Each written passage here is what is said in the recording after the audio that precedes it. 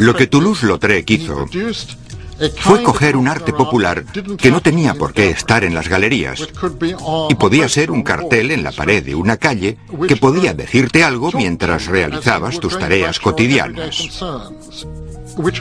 Tan conciso, tan inmediato, que tenías que comprender lo que quería decir. En 1889, cuando Toulouse-Lautrec tenía 24 años, se inauguró un club nocturno en París que lanzó su carrera como uno de los mejores y más famosos artistas del cartel. Recibió el encargo de realizar su primera litografía, que resultó ser un cartel de grandes dimensiones, y se lo encargó, supongo que se podría llamar así, un club nocturno llamado el Moulin Rouge. Tenía un ambiente como circense, un lugar maravilloso y extravagante que él adoraba. El cartel que realizó fue un escándalo, y lo hizo famoso de la noche a la mañana. Una de las cosas que hay que recordar de Toulouse-Lautrec es que no alcanzó la fama en galerías de arte, lo consiguió en la calle. Y eso ocurrió porque era un brillante diseñador de carteles. Toulouse-Lautrec encontró la inspiración perfecta para sus carteles en el Moulin Rouge. Este cartel muestra a la principal bailarina del Moulin Rouge, conocida como la Goulue, que significa glotona. Y era famosa por su disposición a probar cualquier cosa: comida, bebida, sexo, diversión, lo que fuera. Realizaba su baile, una especie de cancán, y siempre lo terminaba levantando las faldas por encima de la cabeza y mostrando el trasero al público. Luego, cuando ya había terminado, iba apurando las bebidas de todas las mesas. El cartel mostraba en el centro las calzas de una mujer. Toulouse-Lautrec no era solo un observador accidental de la vida nocturna parisina, era un foco del distrito más decadente de París y encajaba perfectamente en ese mundo de diversiones exóticas. Creo que en Toulouse-Lautrec hay dos aspectos. Por una parte, era el artista más aristocrático de su época. Procedía de una gran familia. Y el segundo, que padecía una especie de enanismo. Era la clase de persona a la que mirarías y dirías: qué lástima, pobre hombre. O en la época, cuando no existía lo políticamente correcto, la gente se burlaba de él. Mirad qué hombrecillo tan curioso. Toulouse-Lautrec nació con una enfermedad genética, huesos quebradizos, que dio lugar a que se fracturara las dos piernas en su infancia. De adulto era un hombre desfigurado, con una estatura de 1,5 metros. Tenía un pecho grande, el torso de un hombre. Facialmente lucía una barba exuberante y unos labios muy gruesos. Tenía, creo yo, una fisura en el paladar. Y uno de los efectos secundarios era una sinusitis crónica. Y además le goteaba la nariz. Eso le obligaba, según las personas que le conocieron, a sorber constantemente la mucosidad. Así que ceceaba y sorbía la mucosidad con la nariz, por lo que sería algo así.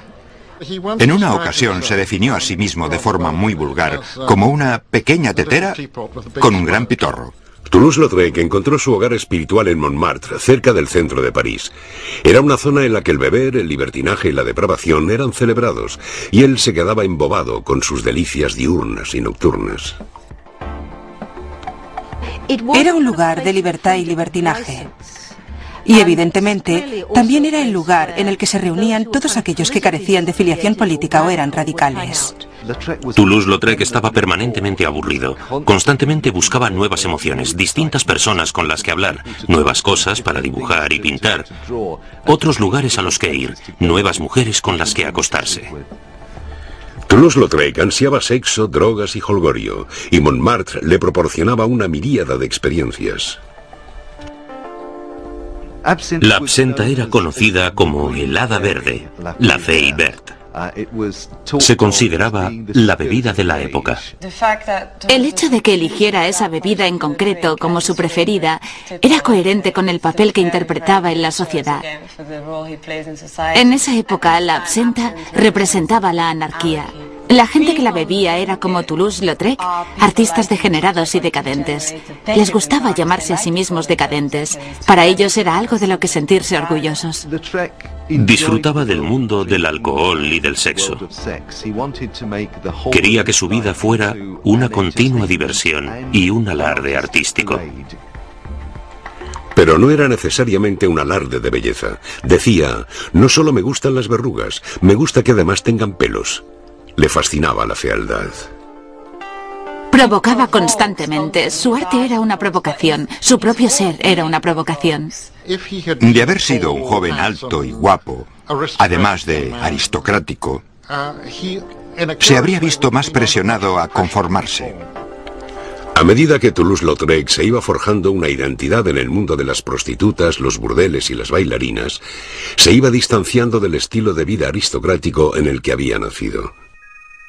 Henri-Marie Raymond de Toulouse-Lautrec-Montfat nació a las 6 de la mañana del 24 de noviembre de 1864 en Albi, una ciudad catedralicia del sur de Francia. Procedía de una de las grandes familias aristocráticas de Francia. No era una familia de nobles recientes, como las ennoblecidas por Napoleón. Se remontaba a la Edad Media, al conde de Toulouse, que en la Edad Media habían sido prácticamente soberanos independientes. Cuando aún vivía su familia en el siglo XIX, disponían de una aceptable cantidad de dinero. Pero básicamente eran nobles rurales y por ello eran más snobs de lo que habrían sido en otro caso, ya que necesitaban asegurarse de que eran quienes eran. Sus padres formaban una pareja francesa absolutamente clásica. Su padre era un libertino y posiblemente un depravado sexual, aficionado al travestismo de vida desenfrenada y exótica. Un excéntrico. En una ocasión, bajó a cenar con una falda escocesa a cuadros y un tutú. Le encantaba disfrazarse. Tenía fotos vestido de turco, de cruzado, por lo que había un cierto grado de ensoñación, mascarada y fantasía en el mundo del que procedía. Adèle, la madre de Toulouse-Lautrec, era el polo opuesto de su marido. Era una católica devota, modesta, humilde y tímida. Y a pesar de que ambos encajaban en el ideal de hombre y mujer del siglo XIX, en términos de personalidad no coincidían en nada. Hay varias pinturas tempranas de la madre de Toulouse-Lautrec que a mí me parecen muy significativas, porque la muestran como el modelo clásico de la feminidad del siglo XIX. Siempre está dentro de la casa o de un jardín cerrado, mirando hacia abajo, y con frecuencia está leyendo algún libro religioso. Así que tenemos a una madre tranquila, pura, de mente pura, evidentemente angelical y muy querida, en contraste con el aristocrático libertinaje de su padre, dedicado principalmente a las ocupaciones aristocráticas de si se mueve, mátalo. La caza, las armas y particularmente la halconería eran las grandes pasiones de su padre. Estas dos imágenes constituyen el campo en el que Toulouse-Lautrec debe encontrarse a sí mismo. Sus padres no estaban unidos por el amor ni por la personalidad. La clase y el esnobismo los habían unido. Eran primos carnales y ello tuvo un efecto devastador en la salud y el desarrollo de Toulouse-Lautrec. Si eras un noble, era difícil encontrar a alguien para casarse que fuera igualmente noble. Y una de las soluciones era contraer matrimonio con alguien de la familia. Así sabías que era tan aristocrática como tú y se mantenía el dinero en la familia. La gente no sabía, como hoy, que casarse con un primo carnal podía producir un accidente genético, ni que los hijos pueden heredar enfermedades que en caso de haber contraído matrimonio con alguien genéticamente distinto, no habría heredado. Cuando Toulouse-Lautrec tendría unos 6 meses, llamaron al médico al castillo para que le examinara las piernas. No caminó hasta cumplir los 17 meses. Desde el principio era evidente que algo iba mal. Sin embargo, sus padres ignoraron sus trastornos en la confianza de que los superaría. A pesar de su fragilidad, Toulouse-Lautrec tuvo una infancia privilegiada. El Château du Bosc estaba lleno de valiosas antigüedades, retratos y tesoros que le recordaban su linaje aristocrático. A Toulouse-Lautrec le encantaba la vida en el campo y deseaba participar en las actividades al aire libre de su padre, pero su fragilidad se lo impedía. Como consecuencia de ello, fue rechazado por su padre.